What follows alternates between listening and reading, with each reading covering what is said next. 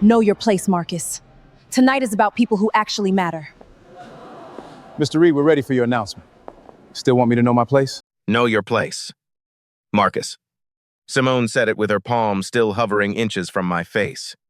The sting of her slap burning beneath 200 pairs of eyes. She thought I was the husband she needed to keep quiet at her gala. In 6 minutes. The chairman was scheduled to introduce me as the man whose fund had just bought 62% of her company. I could taste blood where my cheek had caught a tooth.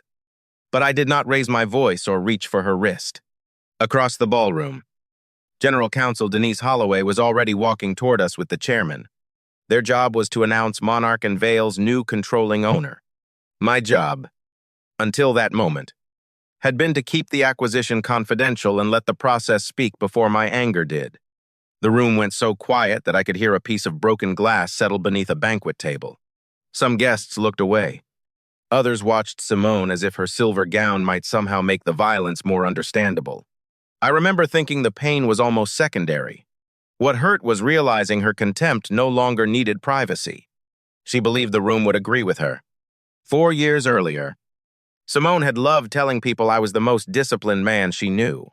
I had built a cybersecurity company from a rented office above a tire shop, sold it after 11 years, and signed enough confidentiality agreements to make the transaction almost invisible outside our industry. Simone knew I had done well. She never cared to learn what I did next. The sale did not retire me. It gave me the one thing I had never had while building a company, the freedom to choose where my attention went. I created Harbor Crown Capital with 2 former colleagues and began buying quiet stakes in businesses that had strong bones and weak leadership. We did not put my face on websites. We let operators operate and kept ownership private whenever the law allowed. That privacy was not a game. During my startup years, a magazine profile had printed my mother's neighborhood, and strangers spent weeks appearing outside her church asking for money, jobs, or access to me.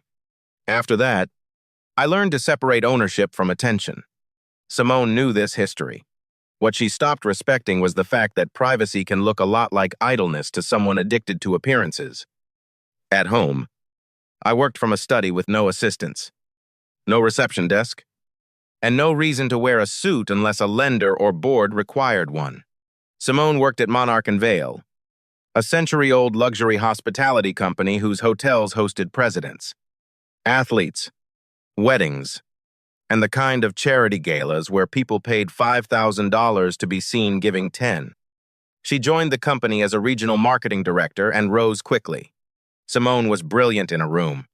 She could read insecurity like a menu and make powerful people feel as if their best idea had originated with them. I admired that skill before I understood how easily it could become cruelty when she decided someone had no value to the room she wanted. The first changes were small enough to explain away. She stopped asking me to attend company dinners because, she said, I looked uncomfortable around corporate people. Then she began introducing me as between ventures. Even after I explained that Harbor Crown had closed 3 acquisitions that year, her friends heard the phrase and translated it the way she intended. Marcus used to matter. At Sunday brunch, her sister Tasha asked whether I planned to get a real job again. Simone laughed into her coffee before I could answer. Her mother, Lorraine, said successful women, eventually learned that love could not carry dead weight forever. I watched Simone's face, waiting for the correction that never came. Silence is not neutral when someone is using it to agree with an insult. I could have shown them account statements. I could have listed the companies whose debt I had refinanced or the factories whose payrolls I had protected. But money used as proof of dignity becomes another kind of cage. My father had spent 32 years maintaining boilers in downtown hotels, and he taught me that the person holding a mop deserved the same eye contact as the person holding the deed. That lesson mattered because Monarch and Vale had been part of my childhood long before it became part of Simone's ambition. My father, Elias Reed, worked nights at the company's original hotel when I was a boy. On school breaks, he would bring me through the service entrance at dawn, point at the polished lobby, and remind me that beauty usually rested on labor the guests never saw. He died before my cybersecurity company became valuable. He never saw the offices, the acquisition offers, or the final wire transfer. What he left me was less convenient and more useful, an intolerance for people who confused status with worth. Simone used to love that about me. Later, she called it my obsession with making every employee feel like family, as if respect were an inefficient expense. The marriage did not collapse in one dramatic betrayal. It thinned. We stopped having conversations that were not about calendars, appearances, or what Simone believed I should be doing differently. She began coming home later, carrying the sharp energy of someone whose real life had already happened elsewhere. A name started appearing often in her stories: Nathan Voss, Monarch and Vale's chief operating officer. Nathan had the sort of confidence that depended on everyone knowing his title before he entered a room. He was handsome, polished, and fluent in the language of restructurings. Simone said he understood her ambition in a way I no longer did. She said it casually, while removing earrings in front of the mirror, and watched my reflection to see whether the sentence landed. I did not accuse her of an affair because I had no proof and because accusation is a poor substitute for evidence. What I did have was a growing sense that Simone and Nathan were aligned around something larger than attraction. Monarch and Vale had been under pressure for 2 years. Debt was rising. Occupancy had softened. And the board had quietly begun evaluating a sale. Harbor Crown was invited into that sale process through our managing partner, Lena Brooks. Simone did not know. Neither did most of Monarch and Vale's executives. The bidders were represented by funds, lawyers, and code names until the final stage. My role was intentionally kept behind a confidentiality wall because my marriage to a senior executive created an obvious conflict we had to manage carefully. The moment I learned Monarch and Vale was in play, I disclosed Simone's position to Harbor Crown's counsel. I was barred from personnel discussions involving her, excluded from her compensation files, and required to leave any board session touching her employment. Denise documented each recusal. That paper trail mattered later, because I never wanted ownership to become an excuse for revenge disguised as governance. Harbor Crown did not pursue the company because of Simone. We pursued it because the real estate was undervalued.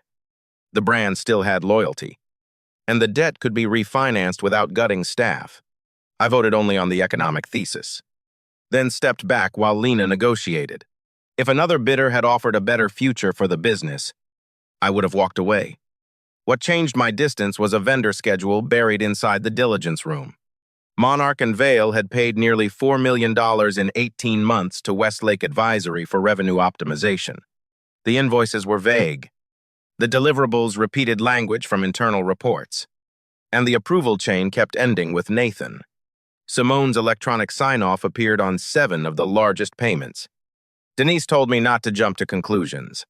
A bad contract is not automatically a crooked one, and executives approve expensive consultants every day. So we did what people should do before deciding they understand a story. We checked. A forensic accounting team traced Westlake's ownership through 2 LLCs to Nathan's college roommate, then found payments flowing from Westlake into a property company tied to Simone. The property company had purchased a lake house 3 months earlier. Simone had told me the house belonged to a client who sometimes let her team use it for retreats. I remembered the photographs she had shown me: white kitchen, cedar dock, Nathan holding a bottle of champagne at sunset. Suddenly, a picture I had not understood developed edges. I sat alone in my study that night with the forensic report open and felt less angry than hollow. Infidelity would have ended my marriage. Fraud touched employees who could lose pensions, hours, and health coverage if the company collapsed under debt. I had grown up watching people like my father absorb the cost of executive mistakes. That was the line I could not pretend not to see. We turned the findings over to the independent directors and outside counsel. I asked for one thing: no one was to protect me from embarrassment because Simone was my wife. And no one was to punish her because she was my wife. Follow the documents, I said. If the evidence cleared her, I wanted that result. If it did not, I wanted the same process any other executive would face. 3 weeks later, Harbor Crown won the bid. The closing documents gave our fund 62% of Monarch and Vale's voting shares. Enough to control the board, but not enough to erase minority protections. The acquisition remained confidential for 72 hours, while lenders funded and regulatory notices cleared. The public reveal was scheduled for the company's Centennial Promise Gala on Saturday night. The irony would have been funny if the marriage were not already dying. Simone spent that week preparing for the gala because Nathan had promised she would be announced as president of the hospitality division once the transaction closed. She believed the buyer was a faceless institutional fund that wanted continuity. She had no idea the fund's founder was eating takeout across from her at the kitchen island. I could not tell Simone who the buyer was. The acquisition agreement prohibited selective disclosure before the scheduled announcement, and outside counsel had separately warned me not to alert anyone named in the Westlake Review. I signed those restrictions before the evidence pointed toward her. Silence was no longer avoidance. It was the only lawful way to protect the transaction and the investigation. Simone interpreted that silence differently. On Thursday, she set a black invitation envelope beside my plate and told me I could attend the gala if I understood the conditions. No debating executives. No talking about my old company. No wandering into conversations where I might be asked what I was doing now. Just be supportive, she said, in the tone people use with a child before a recital. I asked whether she was embarrassed by me. She did not answer immediately, which was more honest than anything she said next. Then she told me I had become difficult to explain. Her colleagues were building things, leading teams, carrying responsibility. I spent my days playing investor from a spare bedroom. She said perception mattered at her level, and I had stopped helping hers. There are insults that hurt because they are new, and insults that hurt because they confirm a pattern you have spent years excusing. I looked at Simone and remembered her on the floor of my first office at midnight, eating noodles while I repaired a failed server. She once loved work before anyone applauded it. The grief was realizing she had not merely changed ambitions, she had changed the scale by which she measured people. On Friday afternoon, Denise called. The forensic team had recovered a deleted spreadsheet from Nathan's company laptop. It listed Westlake payments, expected bonuses after the sale, and a column labeled S. R. Allocation. More important, a series of emails showed Simone instructing finance staff to divide invoices below a threshold that would have triggered audit committee review. That was the first evidence tying her to the structure rather than merely careless approvals. Outside counsel planned to present it to the board after the gala reveal, because the acquisition had to close before the new board could formally act. Denise warned me that Simone might lose her job. Her professional license exposure could become serious, and criminal referrals were possible depending on what investigators found. I thanked her, ended the call, and sat in the dark study until the automatic lights shut off around me. People imagine vindication as heat. Mine felt cold. I had spent months wondering whether Simone still loved me beneath the contempt, whether the marriage could be repaired if ambition stopped speaking for her. A spreadsheet did not answer every question, but it closed the door I had been holding open. Saturday morning, Simone left for hair and makeup before breakfast. On the counter, she had placed a garment bag containing the tuxedo she wanted me to wear and a note reminding me to arrive through the east entrance because the main carpet was reserved for leadership. I read the sentence twice. My father had entered Monarch and Vale through service doors for 32 years. She was still trying to choose mine. I chose my own tuxedo, an old midnight blue one from the last award dinner my father attended with me before he died. In the inside pocket, I placed nothing dramatic. Only my identification and the folded card Denise had given me with the evening's board schedule. I did not plan a confrontation. I planned to stand on a stage, disclose ownership, and let the investigation proceed without spectacle. The gala occupied the grand ballroom of Monarch and Vale's flagship hotel, the same building where my father had once checked boiler pressure before dawn. Gold light washed over marble columns. A jazz trio played near the staircase. Employees who had spent the week arranging centerpieces stood along the walls, while donors and executives congratulated themselves beneath a banner about dignity and community. I entered through the main doors because Denise had placed my name on the ownership list. The young woman at registration found it, looked up sharply, then recovered with professional grace. Before she could hand me the black ribbon reserved for board guests, Simone appeared from behind a bank of cameras. Her smile stayed fixed. Her eyes did not. She pulled me 3 steps away and asked why I had ignored her instructions. I said my invitation directed me to the main entrance. She glanced at the black ribbon in my hand and assumed someone had made a mistake. Then she removed it from my fingers, folded it once, and told the registrar I was her spouse and should receive the standard guest credential. The registrar hesitated. I could see recognition beginning behind her expression, but I shook my head almost imperceptibly. There was no reason to force a young employee into our private war 5 minutes before a public announcement. She handed Simone a white ribbon.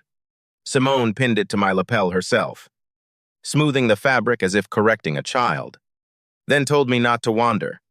For the next hour, I watched the company I had just purchased celebrate itself. Housekeepers accepted service awards while senior executives remained seated.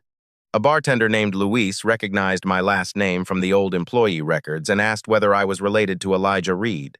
When I said he was my father, his face softened. He told me Elijah had once covered his father's shift during a family emergency. That small story nearly undid me. My father had been dead 12 years. Yet here was a kindness of his living inside a stranger at the edge of a ballroom. I asked Luis how long he had worked there. 17 years, he said, and then lowered his voice to say people were nervous about the sale. Everyone had heard rumors of layoffs. I told him I could not discuss the transaction yet, but I asked whether anyone from management had spoken honestly with staff. He gave a short laugh and said leadership had been too busy preparing the gala. Before I could answer, a banquet supervisor called him back to the bar. I watched him go and understood exactly why the numbers on our acquisition model were not the only thing I had bought responsibility for. Near 9 o'clock, Nathan found Simone by the stage. They stood too close for two people, pretending not to share secrets. I watched him touch the small of her back as he leaned in. She did not move away. Whatever grief I might have expected was gone. Evidence has a strange mercy. Once you know the truth, imagination finally stops negotiating against you. The gala schedule mattered for one practical reason. Harbor Crown's acquisition had legally closed that afternoon, but the incoming board would not be seated until after the public ownership announcement. Only then could the independent directors act on the Westlake evidence without the outgoing board controlling the process. We were not delaying accountability for theater. We were waiting for the authority to act cleanly. The moment that changed the evening began with a server dropping a tray. Her name tag read Maya. A glass rolled beneath a table.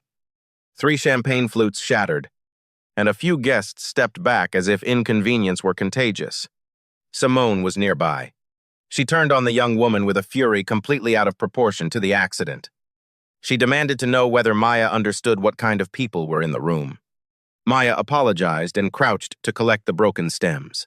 Simone told her not to touch anything, then said mistakes like this were why some people never moved beyond service work.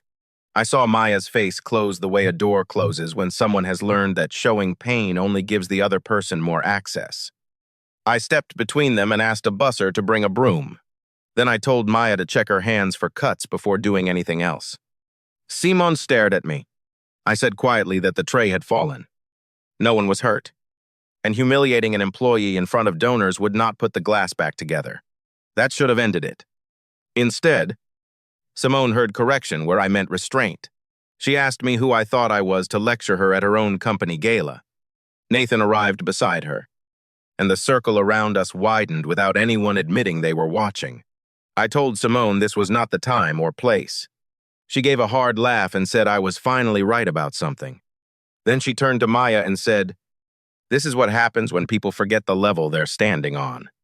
I told her not to use my father's company to teach that lesson. The words left my mouth before the public announcement, but they were still literally true. Simone's face changed. Not with understanding, with rage. She asked what I had just said.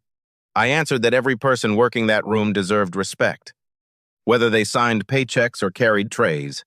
Nathan smirked and told me I was making a scene for attention.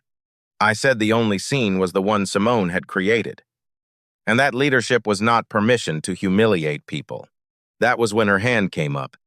The slap snapped my head sideways. The quartet faltered. Someone near the press wall gasped. Simone leaned close enough for me to smell her perfume and said, "Know your place. Marcus, Tonight is not about you. She said it softly. But the microphones near the stage had gone quiet enough that people several tables away heard every word. The slap snapped my head sideways and left a metallic taste in my mouth. The quartet stopped mid-phrase. Maya stood behind me with a linen napkin wrapped around one finger, and Nathan's mouth tightened into something close to satisfaction. Simone leaned in and whispered, "Know your place. Marcus, tonight is not about you." For 1 second, I saw exactly how safe she believed cruelty had become. Denise reached us first. Simone immediately shifted into executive composure and told her there had been a private marital misunderstanding. Denise did not argue. She simply asked whether I required medical attention, then told the nearby security manager to preserve the ballroom camera footage and make a written incident record. That procedural sentence frightened Simone more than anger would have. She said there was no need to be dramatic. Denise answered that Monarch and Vale documented physical incidents involving any guest, employee, or executive. Then she turned to me and said, with deliberate formality, "Mr. Reed, Chairman Ellis is ready for the ownership announcement whenever you are." That procedural sentence changed Simone's face more than any threat could have. Denise said Monarch and Vale documented physical incidents involving every guest, employee, and executive under the same policy. Then she turned to me with formal calm. "Mr. Reed, Chairman Ellis is ready for the ownership announcement." The room did not explode.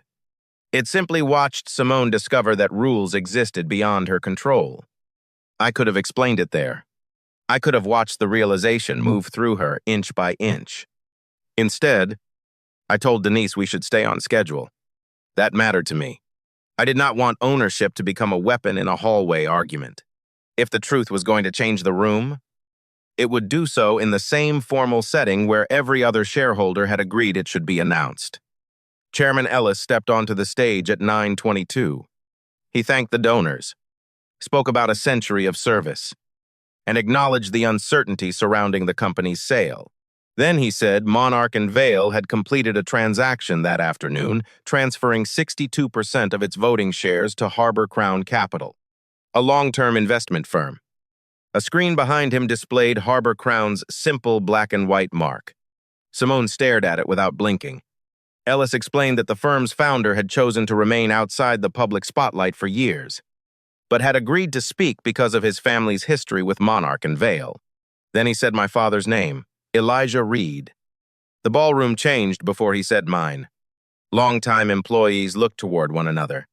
Two maintenance supervisors at the back began whispering. Ellis told the room that Elijah had kept the flagship hotel running through storms, strikes, and a boiler failure in 1998, and that his son had later built and sold a technology company before creating Harbor Crown. Then Chairman Ellis looked directly at me and said, "Please welcome Monarch and Vale's new controlling owner, Marcus Reed." Applause began unevenly, first from the board tables, then from employees who understood faster than the guests. I walked toward the stage wearing the white spouse ribbon Simone had pinned to my lapel. I did not remove it. The ribbon had become too accurate to discard. It showed the room exactly how Simone had chosen to classify me minutes before she learned classification had nothing to do with value.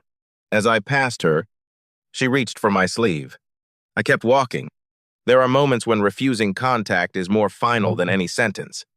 At the podium, I waited until the room quieted. My first words were not about the slap. I spoke about employees. I said Harbor Crown had secured the debt, guaranteed no mass layoffs for 12 months, funded overdue property repairs, and protected accrued retirement benefits. The applause that followed came from the back of the room, where the staff stood.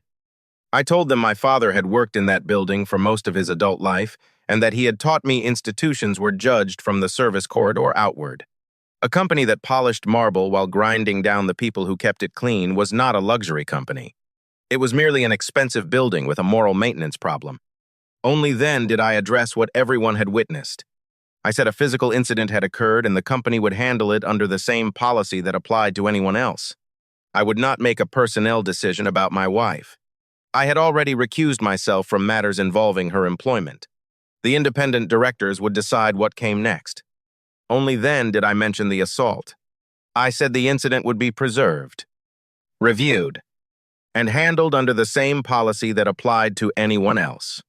I would not vote on Simone's employment or use my shares to decide her punishment.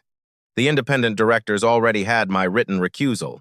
If the company was going to speak about dignity, the first test was whether I could accept a process that did not bend for my pain. Nathan started toward a side exit while I was still speaking. Denise noticed and quietly signaled security. Not to detain him, but to ensure his company devices stayed on site under the preservation notice outside council had issued that morning. He stopped when two security officers approached and returned to his table with the expression of a man discovering that doors can become evidence. I finished by thanking the employees who had stayed through the uncertainty of the sale. Then I looked toward Maya. I did not name her or turn her into a prop. I simply said no one wearing a service badge should ever be treated as if dignity were part of the uniform they had to check at the door. Several people stood before I left the podium. Backstage, Simone found me before the board meeting. Her voice had changed completely. The sharpness was gone, replaced by disbelief. She asked how long I had owned Harbor Crown, why I had hidden it, and whether our entire marriage had been some test. I told her Harbor Crown predated her job at Monarch and Vale and that my privacy had never required her contempt. She said I had let her embarrass herself. I remember that sentence because it revealed the center of her fear. Not that she had hit me, not that she had humiliated Maya, not that millions in questionable vendor payments were being reviewed. Her first instinct was that I had failed to stop her from exposing who she had chosen to become. Backstage, Simone found me before the board meeting. Her voice had lost every polished edge. She asked how long I had owned Harbor Crown, why I had hidden it, and whether our marriage had been a test. I told her the fund existed before she joined Monarch and Vale, that my finances had been disclosed by category under our prenup, and that privacy had never required her to treat me or anyone else as less human. She began to cry, but even then she tried to bargain with facts. She said Nathan had pushed the Westlake arrangement, that she had only approved vendors' finance placed in front of her, and that the lake house was an investment she had planned to explain. I told her outside counsel had recovered her emails directing invoices beneath audit thresholds. Her mouth closed. For several seconds, we stood in the narrow hallway while the gala continued on the other side of the wall. The music had resumed. Glasses clinked. Someone laughed. It struck me that private lives often end beside public celebrations that do not notice. I told Simone I would not discuss the investigation with her and that all further contact about the company had to go through counsel. Then I said the sentence that was mine to say. Our marriage was over. I did not say it loudly. I did not need witnesses. The slap had made the ending visible. But the marriage had been failing long before her hand reached my face. The fraud evidence made trust impossible. Her treatment of people had shown me the failure was not only romantic, it was moral. Then I said the one sentence that belonged to me rather than the board. Our marriage was over. I did not shout it or use the gala as an audience. The slap had made the ending visible, but the marriage had been failing long before her hand reached my face. The fraud evidence destroyed trust. Her treatment of Maya showed something deeper, that status had become permission in her mind. And I could not build a life beside that. That distinction mattered. I had no interest in turning suspicion into a verdict because I owned 62% of the votes. Power feels righteous when you are hurt, which is exactly when it is most dangerous. My father's life had taught me to look at what people did when no one important was watching. I decided ownership should be judged the same way. The next morning, a photograph of Simone's slap was already online. A reporter had captured the instant after impact. My head turned, her hand still raised. Headlines made the story simpler than it was. Executive slaps secret owner husband. The internet wanted a villain, a king, and a one-night reversal. Real consequences arrived more slowly. Outside counsel spent 9 weeks tracing Westlake's invoices, bank transfers, and internal approvals. They found that Nathan had created the consulting arrangement, but Simone had helped split invoices and had received indirect benefit through the lake house entity. She claimed she believed the property distribution was part of a future bonus pool. The documents did not support that explanation. The board terminated Nathan for cause after the investigation and referred portions of the file to authorities. Simone was terminated for policy violations, undisclosed conflicts, and participation in the invoice splitting scheme. The physical assault was listed separately. I did not vote on either decision. The minutes recorded my recusal on every page that touched her. Simone filed for divorce before I did. Her petition described our marriage as irretrievably broken and argued that I had concealed material wealth. Our prenuptial agreement made the issue less dramatic than the tabloids hoped. Harbor Crown had been created from premarital assets, disclosed by category, and kept separate. The lawyers had documents for what emotion could no longer resolve. At mediation, Simone asked for 10 minutes alone with me. My attorney objected, but I agreed with the mediator present. She looked smaller than she had at the gala, not because she had lost status, but because the room contained nothing she could perform for. She said she had spent years believing my silence meant weakness and my privacy meant failure. I asked why that belief had given her permission to hurt people. She stared at the table. After a long pause, she said it had not. It was the first answer she gave me that contained no strategy. I felt grief then, sharper than anger. Accountability does not erase the person you once loved. It only prevents love from becoming an excuse to deny what they did. At mediation, Simone asked for 10 minutes with me, the mediator remaining in the room. She looked smaller without an audience. And for the first time, she did not begin with a defense. She said she had mistaken my privacy for failure and my patience for dependence. I asked the question I had carried since the gala. Why had believing me weak made cruelty feel acceptable? She stared at the table and said, "It didn't." The divorce was finalized 7 months after the gala. Simone kept her personal savings and the property the prenup assigned to her. I kept Harbor Crown. There was no dramatic courtroom defeat because I did not need one. The greater consequence was that the professional identity she had built around judgment and control had been tested against her own decisions and had not survived. Maya stayed at Monarch and Vale. 2 weeks after the gala, Denise told me she had asked not to be contacted by reporters and did not want to become a symbol in someone else's story. I respected that. Months later, when I visited the hotel kitchen during a renovation, she introduced herself properly and told me she had applied for the company's management training program. I congratulated her and asked what she wanted to manage. She said events, because she knew exactly how badly people could behave when they thought a room belonged to them. We both laughed. Carefully. She completed the program the following year and became an assistant banquet manager. I mention that not as a rescue story. She earned it. The point is that no one stood in her way. Luis, the bartender who remembered my father, became part of an employee council we created to review major operational changes before they reached the board. The council had no ceremonial ribbon and no gala photographs. It had access to staffing data, safety reports, and retention metrics. If ownership wanted the truth about a hotel, I wanted to hear from the people guests rarely noticed. We also changed the vendor approval system. Any consulting engagement above a modest threshold required independent procurement review, and related party disclosures became searchable across subsidiaries. Those controls were not glamorous, but scandals thrive in the space between what everyone assumes someone else is checking. Good governance is often just respect translated into procedure. The company itself recovered faster than analysts expected. We refinanced the most expensive debt, sold 2 vanity development projects, and redirected capital into the properties employees had been patching together with overtime and improvisation. Occupancy improved. Turnover fell. None of it happened because I gave a speech. It happened because hundreds of people were finally allowed to repair what leadership had ignored. I kept my office on the 2nd floor instead of the executive level. On one wall, I hung a black and white photograph of my father in his Monarch and Vale maintenance uniform, standing beside a boiler with a wrench in one hand. Visitors sometimes assumed the photograph was a branding choice. I never corrected them until they asked who he was. The main entrance of the flagship hotel still had the same marble my father polished scuff marks from during overnight repairs. The service entrance had changed more.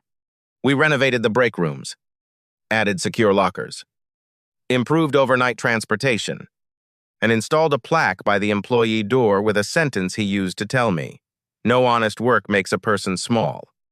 I resisted naming a building after him. Elijah would have hated that. He believed dignity belonged in behavior, not bronza. So we created an emergency fund for hourly employees facing sudden family crises, funded partly by executive bonuses tied to retention and safety. The first year, it kept 38 families from choosing between rent and an emergency they had not planned. Lorraine sent me one letter after the divorce.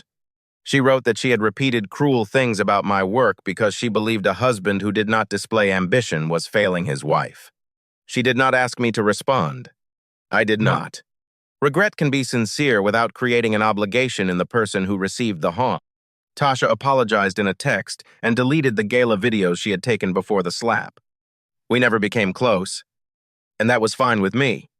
One of adulthood's quieter lessons is that closure does not always require restored relationships or a final conversation. Sometimes it simply means the past stops negotiating for space in your present. Nathan's case moved through legal channels I will not pretend to understand better than the attorneys did. The company recovered a portion of the consulting payments through settlement and insurance. Simone resolved her own exposure separately. I followed the public filings when necessary and otherwise stayed away. Revenge had never been the business plan. A year after the gala, Harbor Crown held its annual meeting in the same ballroom.